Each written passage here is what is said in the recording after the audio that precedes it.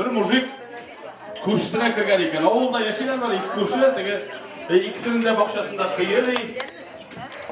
Kirganda kursi ikki shilak suv beradi.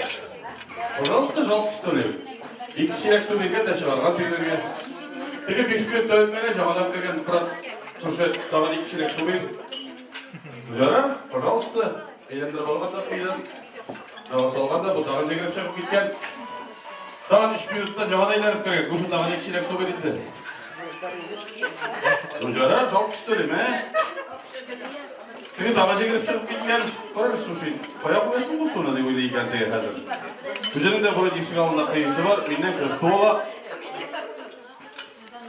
Peki jamanın kirgen 3 minuttan kuşun tağın ikişine bölündü. Görüp, пожалуйста, tağın salgan da.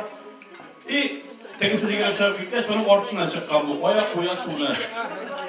Peki suyun ışığa iken de yüzünün kıyısına onun kuşunun suyunu saladı. Bu javadan burnum çıqqan, tegiden kirgani kirib turadi, tegi javadan kirgan bitmiş, bu shilaklarni ko'tarib. Kushi, tag'in 2 shilak suv bermayman.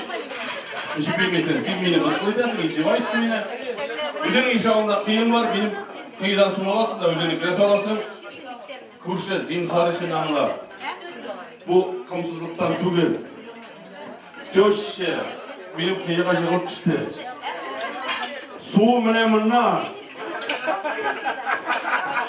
Rovno 2 shilak jetmi demek dedi. Sen tutar şeyle batı bulsun. Hem ne olsun diye